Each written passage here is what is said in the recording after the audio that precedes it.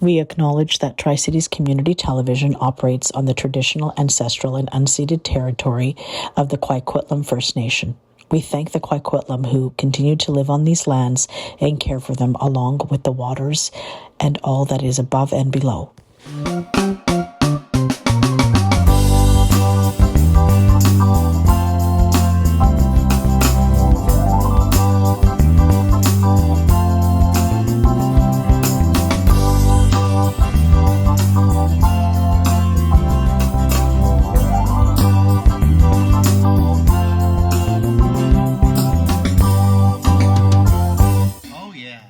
Hi, it's Cathy with Catching Up with Cathy and Tri-Cities Community TV. We would like to thank the Poirier Library for donating their space to us today. And with us in the studio is Sam Zacharias, the Media Relations Officer with the City of Port Moody Police Department. And we're going to talk about safety. That's going to be one of the things we're going to talk about, amongst other things. Welcome to the show, Sam. Thank you so much for being here. Is Sam okay to call you absolutely. that? Is that fine? Yes. Is there any other formal way? No, that sounds good. Thanks, Cathy. Okay, wonderful. So, Sam, we talked a little bit earlier, and gosh, I've known you for about 15, 14 years, and now here you are. You've been in police for a little bit of time, and what made you want to pursue a career in law enforcement? Yeah, so I've always been drawn to the career of policing. I think it's because I've always been drawn towards public service. Mm-hmm.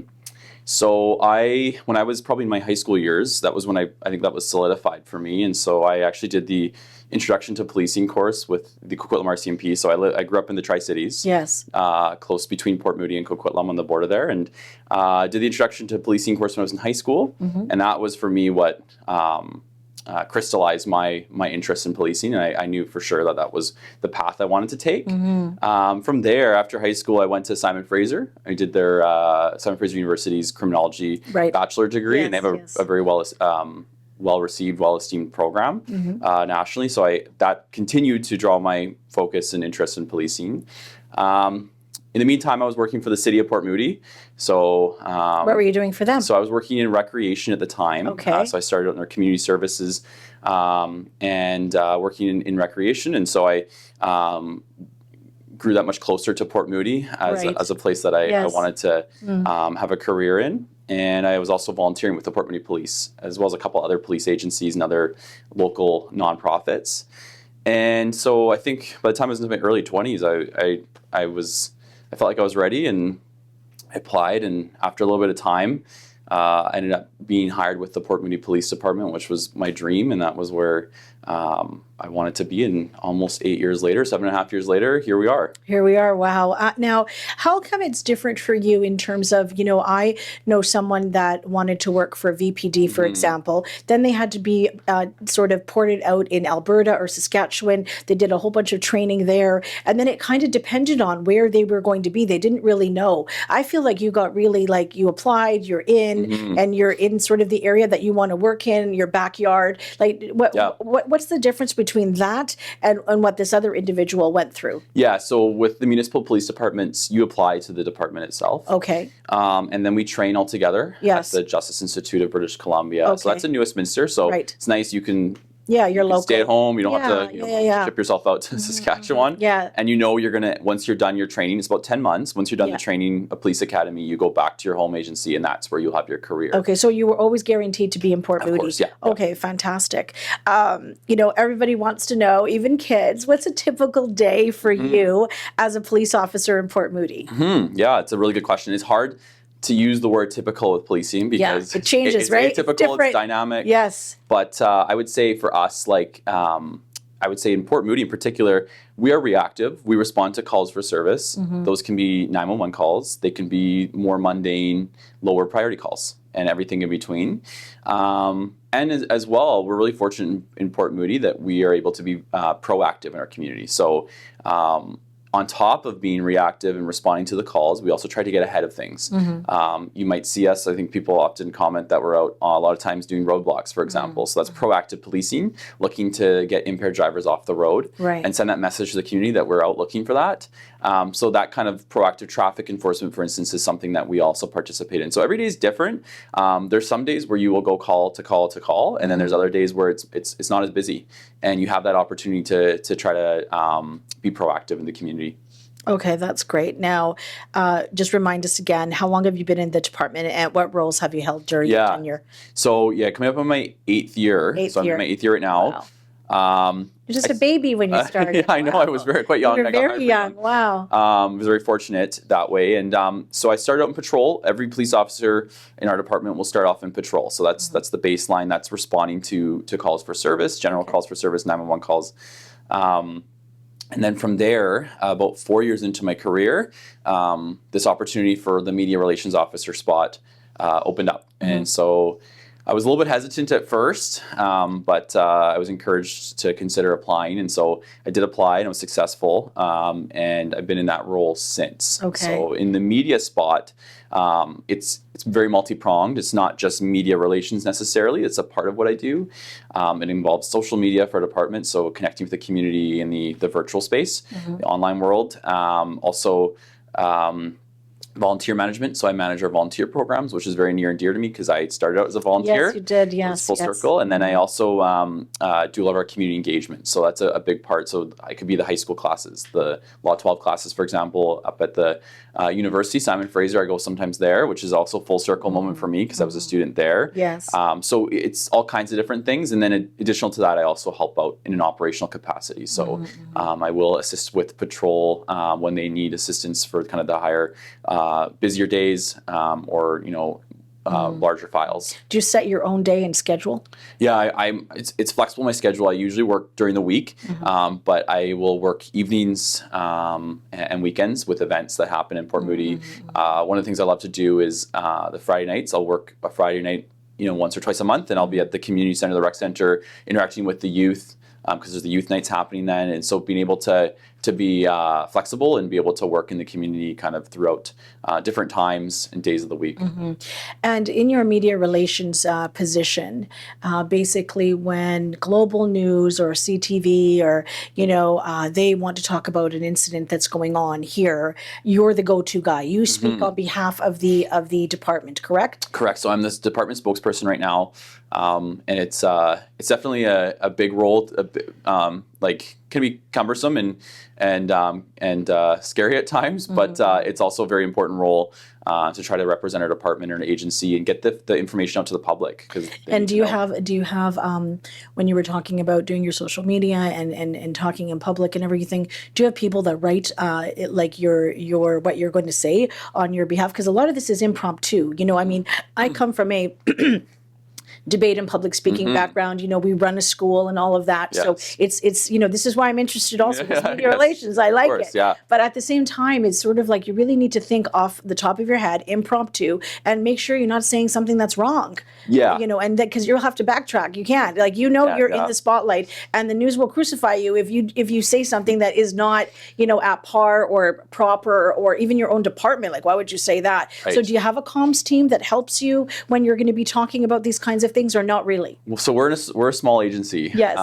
So I don't have a comms team. It's really me. I have some people in management roles that support me, Right. and will assist me, and they have some good experience in the media relations world. But it is really me that's writing the releases. It's me that's going on camera and preparing mentally for some of the questions I'll be asked. But Right. But you're right. It's you need to be nimble and be able to adapt and try your best to get the most accurate information out to the public, because that's certainly our that's goal. very Is we want to important. be Yes. transparent and accurate. Yes, exactly. So how does the Port Moody Police Department build trust and foster positive relationships with the community? How would you say that they're doing that? Yeah, so we're a very I would say we're very boots on the ground police department, very grassroots community engaged. We're smaller, and Port Moody's a smaller community, so it can be easier in some ways to reach a smaller community because there aren't as many people, and so that certainly lends credence for us. But I would say that we're very active in our community at the community events. We're active in the schools, for example. We're active throughout, all kinds of different ages and demographics, and try to also in social media. We try to have a presence in social media and get information out to the public. So I think that's really important to try to build that trust and that trust between the community and us.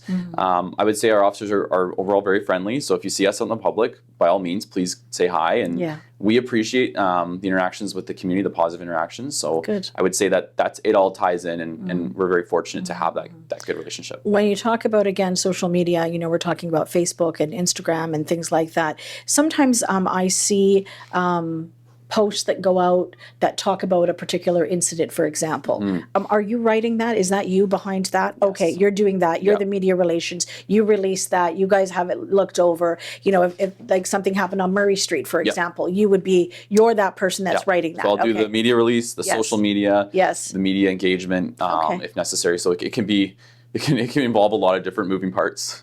Now, can you share an example with our viewers of a time when community involvement played a key role in resolving an issue? Yeah, I'll use an example just from the last couple of weeks. We had an incident at a liquor store in Port Moody where 2 suspects are alleged to have stolen product, and a citizen, a good Samaritan, actually tried to intervene as they fled outside of the liquor store and tried to stop one of the individuals, and then it led to an assault.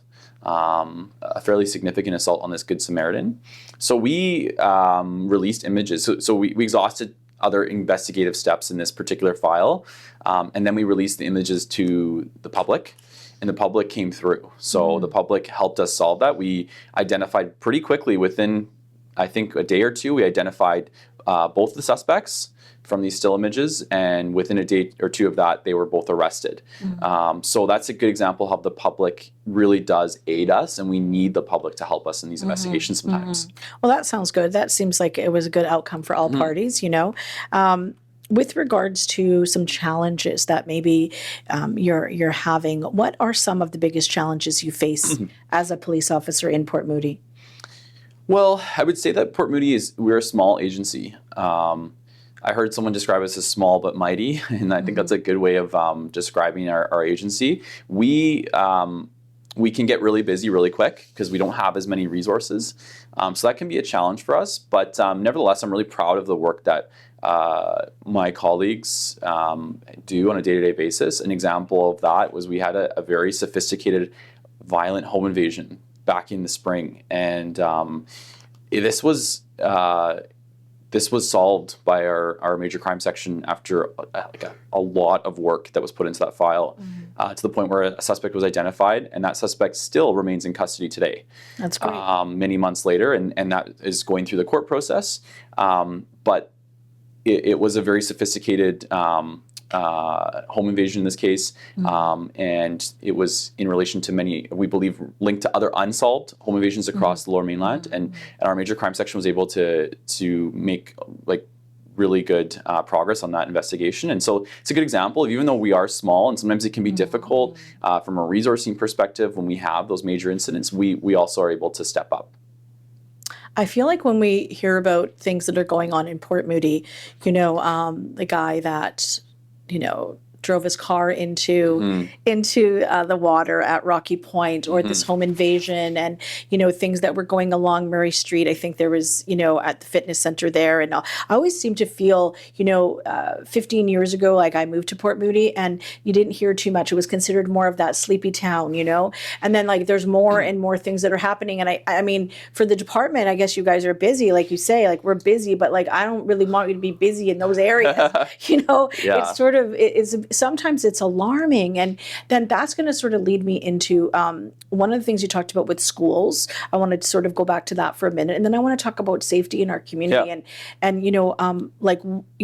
a lot of members of parliament and politicians and things. An election is brewing. We know that they're knocking on doors, they're talking to people. Affordability is a big thing. I know you may not go door to door, but I want to talk about what you're hearing on the streets. If you are out in the community, what are people saying to you, and not just dealing with youth per se, but even adults. But going back to schools for a minute, Sam, when you go into the schools, like, what are you seeing? Like, do we have these kinds of things that maybe go on in other larger communities, because you're quite small, like recruitment of children for drugs, recruitment of trafficking, recruitment of different kinds of things like that? Does that happen? I mean, when my kids were going to school, marijuana was the big thing, like somebody was selling marijuana from the side of the school, and that was before it was legalized, right? Yeah. So I was always worried, like, oh, guys, Mom, I'm not putting that in my body.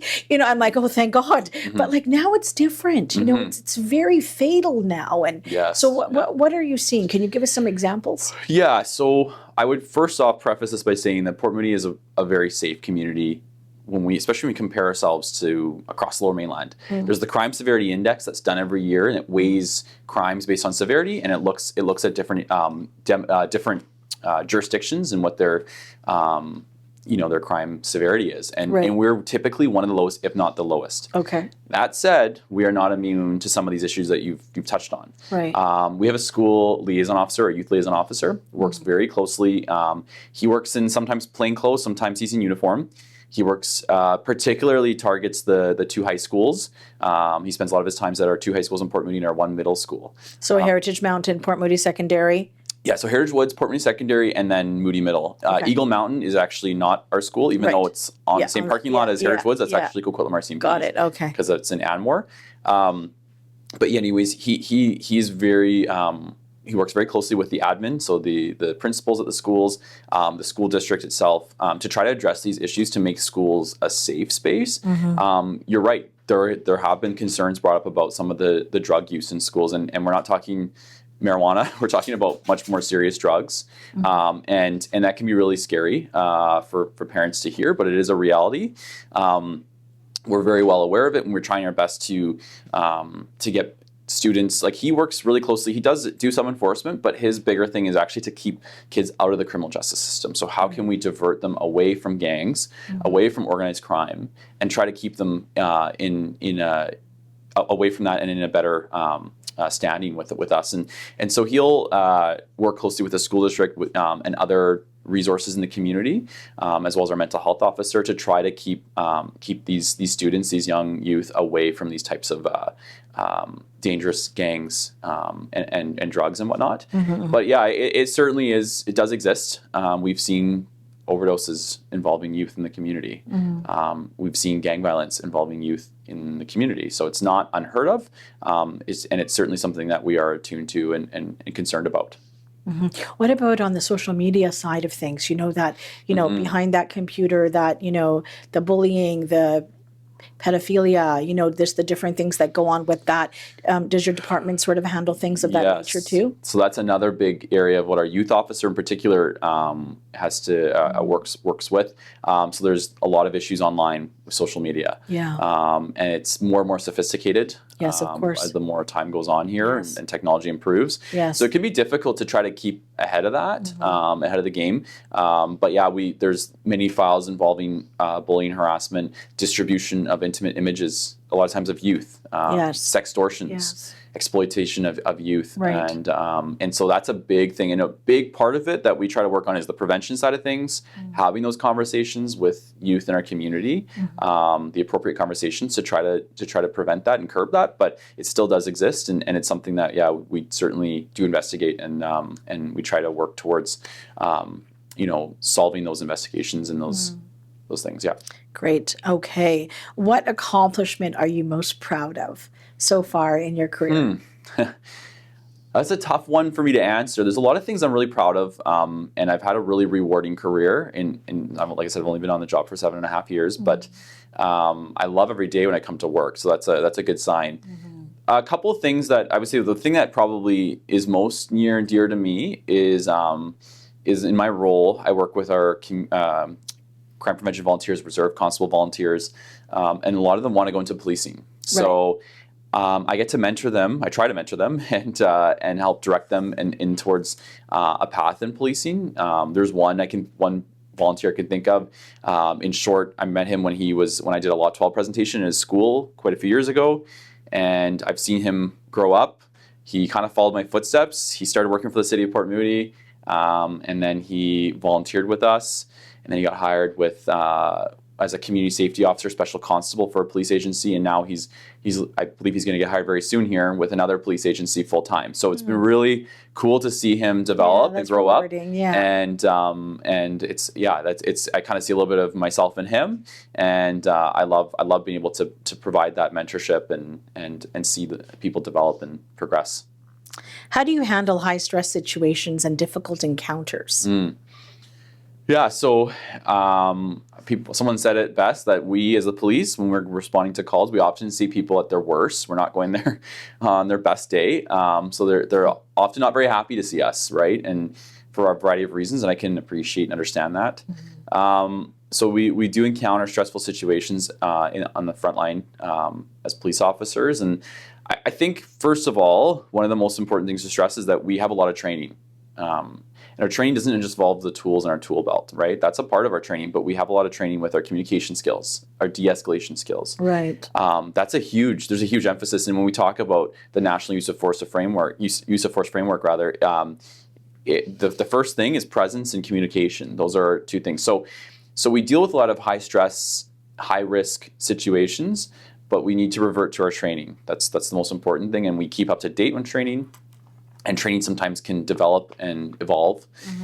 And then from there, after the situation, we might occur. And a big part of it is also decompressing, right? So we have peer-to-peer support, critical incident stress management, or CISM team.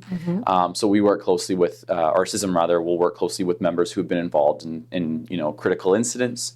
And we have counseling available if police officers need it. And it's also important to be able to kind of de-stress and find ways. For me, I think one of the most important things for me is exercise. So I need to go to the gym before my shift or after my shift. I find that really beneficial. Helps with my sleep's another big one, but it also helps with my sleep and all those different things. And having that work-life balance is another one that can be difficult to maintain, but it's really important. That's good. That's good. You need work-life balance. We all do. I think it's not any different from being in police to being a lawyer and 100%. accountant. Like I think everybody needs work-life balance. Yeah, we all need that. Absolutely. What would you say that some of the most common safety concerns or issues that you've been seeing in Port Moody? Yeah, so as I mentioned, we're a very safe community. Like I do want to stress that. I know sometimes it can be concerning. I think you mentioned when you see these news releases or hear these stories on the news of some of the things that happen in Port Moody, it's scary and it causes concern. But I'll say that we are a safe community. We typically see much higher rates of property crime than we do person offenses. Okay. That's the trend in Port Moody and usually beyond Port Moody as well. So we don't see a high degree of violence in our community. Doesn't mean it doesn't happen. It's not happening at a very high rate, which is good. So a lot of what we're seeing, for example, will be like a theft from a motor vehicle, shoplifting. Those are the kinds of offenses that we're often investigating, and mischiefs, so damage to someone's property. So I would say, that those are the most common types of calls that we'll respond to when it relates to crime. Some of the calls we respond to aren't necessarily criminal nature either, right? We have to determine that. Sometimes there's civil issues. Sometimes it could be something under the Mental Health Act that we're responding to. There could be other types of calls that we respond to. So, but I would say, I would again stress that we're a very safe community, and crime rate is quite low compared to other communities. Doesn't mean it doesn't happen, but. Do you have a statistic on how many 911 calls you get in a year? I don't have that number, but we typically see about, I think it's around 7,000 to 8,000 files a year. So that's just calls for service. And within that, I think usually it's about 10% are emergencies in progress. So about 1/10 of the calls that we get are actually happening in progress. It could be something that's someone's shoplifting in progress and they're running away from the store and we're going to try to get there quickly. It could be someone breaking into a house in progress. It could also be a violent crime in progress or domestic in progress, for example. So that's a 911 call. And just remind me, because I did read a while back, the 911 calls, is that an e-com 911 person answering, or do we have our own department for that? So Port Moody Police now uses e-com. They do, right? Okay. We have for a little while now, probably about Okay. a decade or so. Okay. And so, yeah, when you call 911, then the call will go to e-com. They're situated in the Burnaby-Vancouver border there by P&E Playland. Exactly. And so that's where it goes. And then the call taker will be e-com and the dispatcher as well. E-com. Okay, great. And what about the whole thing regarding, that Port Moody should amalgamate with other cities, maybe Coquitlam, they have an RCMP. I'm going off my questions, but these are things that are coming up. I would like to, because I'm biased though. I live in Port Moody. You guys are a few blocks from my home. I'd like to keep it. I'd like for it to stay, of course. Is that going anywhere? Have you heard anything about that at all? Yeah, I mean, there's certainly been conjecture and talk about regionalization of policing in British Columbia for quite a few years. What I'll say is Port Moody Police, we've been in existence for 112 years. So since 1913, we're just about to hit our 112th year. Port Moody is a very historical city. That's why we have our own police department, because we're one of the oldest cities in the Lower Mainland. Exactly. We provide a no call too small service, and that's our philosophy. The cool thing about our department is many of the police officers that work you see out in the community grew up or have some sort of attachment or tie to the community. So we really have a vested interest in Port Moody, in the community and its safety. So that's probably the overarching thing about having your own municipal police department, is that, you have people who are oftentimes want to be in that particular community, want to police it, want to be there, and we try to provide a high level of service, a no call too small, and quick response time. Even for things that might not be as high priorities, we try to get there quickly. Right. And that's often the feedback I'll hear, is that, once people make the call, they're impressed with how quickly we can get to a call for service. So that's one of the things that we pride ourselves in, and the no call too small, our quick service. We also really do, we really try to advance investigations. Sometimes it might be something small, but we will, your car was broken into overnight, we're going to probably canvass your neighborhood, go door to door, and ask for CCTV footage. Right, okay. Because we're going to try to actually advance that investigation, because we are really keen to. So that's one of the cool things I would say that we have to offer as the Port Moody Police Department, and I'm really proud to work for the Port Moody Police. So is there a particular case or a moment that has left a lasting impression on you? Yeah, I mean, there's quite a few, actually. It's funny because I think back, I've been to thousands of calls for service in my career. Right. Thousands. And I've given out thousands of violation tickets, and I've had probably tens of thousands of interactions with different people in the community. And so sometimes things start to blend together. Right. But there are certain ones that stand out, and I won't go into too many details, but I'll say I can think of a couple of files investigated, for example, domestic violence, where, the victims have given me the feedback afterwards that they felt seen and heard, and they were so appreciative of the police response and the police investigation and the efforts we've made to help better in their lives if we can. I've also, on the flip side, can think of some people I've arrested, people I've I ran into somebody, I impounded his car. I took his car away for 7 days because he was speeding excessively. Yeah. And I ran into him almost a year later, and I actually didn't recognize him at first. Right. He told me, and he said, "You know what? I want to thank you for that, because I needed that lesson." And I was like, "Oh." And here I was just thinking, I'm like, this might be a negative interaction. He didn't want to punch you in the throat. Yeah, no. So that was that's an example of, we were like, that's wow. And he said, "I need that lesson. I had really bad driving habits, and you changed that for me." And he said, "I know you're doing your job, and I appreciate it." So I'm like, wow. So you never know the impact you'll have on someone. And it's, like I said, it's not always the victims or witnesses of crime. Sometimes it's the people that we deal with on the enforcement end of things. That's true. No, you're absolutely right. So those were some that had a lasting impact on you. How do you feel that the Port Moody Police has changed over the years? You talked about, 1913. Obviously, you weren't around then. I wasn't around. But just even in your own tenure and, wanting to be involved, from a very early start, really, at the end of the day. But how do you see that things will be evolving in the future? Yeah. So, I have seen changes in our department.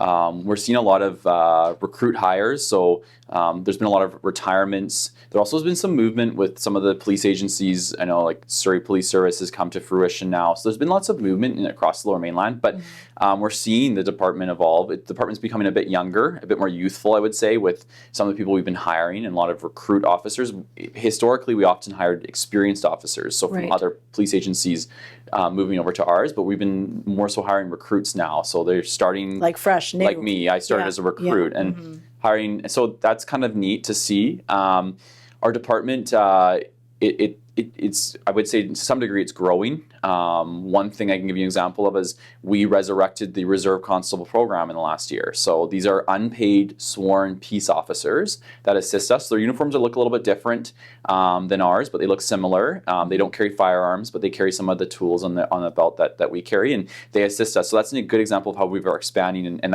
these are volunteers. These are like the ultimate volunteer. From a technology standpoint, we're also evolving, I would say. For example, one of the things that we just implemented for the first time is hybrid vehicles in our fleet, in our patrol fleet, not just our regular fleet, but our patrol vehicles responding to emergencies. That's a first for us. It's not as simple as just buying a hybrid vehicle or and some sort of EV. Like police vehicles have very specific needs, right? And there's high demand on those vehicles. So we're trialing a couple of hybrid vehicles in our fleet right now, which is neat to see. And so that's something we're moving towards. We've also started trialing body cameras. That was going to be one of my questions. Yeah, too. sorry.